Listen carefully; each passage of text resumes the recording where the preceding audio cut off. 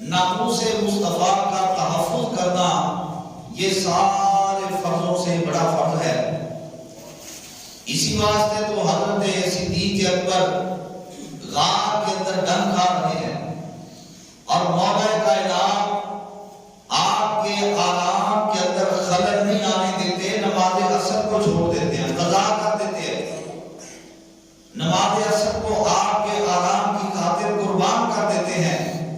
اور پھر کفار نے صحابہ کرام کو جب طعنہ دیا کہ تمہارے پاس تو کھانے کو کچھ نہیں، تمہارے پاس لشکر کی تعداد نہیں، نہ افرادی قوت، نہ جہادی قوت، نہ کھانے کے لیے ساز و سامان، اور ادھر تم یہ بھی دعویٰ کرتے ہو کہ ہم ہیں بھی حق والے، تو حضرت حسان بن ثابت رضی اللہ تعالیٰ عنہ کھڑے ہو گئے۔ آپ نے فرمایا کہ تم کیا بات کرتے ہو کہ ہمارے پاس کھانے کو کچھ نہیں، افراد کی قوت سے خالی ہے، ہمارے پاس دنیا کی نعمتوں کی کمی ہے، ہمارے پاس نعمتیں نہیں ہیں۔ آپ نے فرمایا کہ جو ہمارے پاس نعمت ہے، خدا کی عزت کی قسم وہ کسی کے پاس ہے ہی نہیں۔ لوگوں نے پوچھا کہ تم تو خالی ہاتھ ہو، آخر وہ نعمت ہے کون سی، ذرا ہمیں بھی بتاؤ۔ آپ نے فرمایا یکفی بنا علی من غیرنا حب النبی محمد صلی اللہ علیہ وسلم ایانا۔ آپ نے فرمایا کہ ہمارے لیے اتنی نعمت کافی ہے، ہمارے لیے اتنا انعام کافی ہے، ہمارے لیے یہی دولت کافی ہے کہ اللہ پاک نے ہمارے سینوں کے اندر اپنے محبوب مصطفیٰ کی محبت کو ڈال دیا۔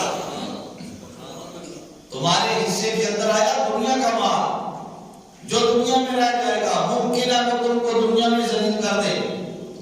تمہارے حصے کے اندر آئی دنیا اور ہمارے حصے کے اندر آئی محبت مصطفیٰ۔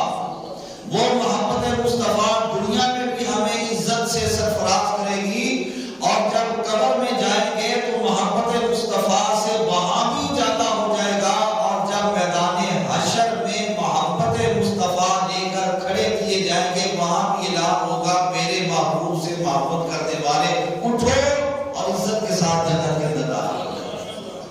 یہ تو تب فیصلے ہوں گے، اب وہاں پر کفار ہاتھ ملتے رہ جائیں گے۔ اب پتہ چلے گا کہ دنیا سے کمائی کون کر کے لایا، اور قیامت کو پتہ چلے گا کہ دنیا کے اندر کون تھا بد نصیب جس کے سامنے دونوں راستے تھے۔ ایک راستہ دنیا کو آسان بنانے کے لیے تھا اور دوسرا راستہ اپنی آخرت بنانے کے لیے تھا، تو کون اپنی دنیا بنا گیا اور کون دنیا کو پشت کر کے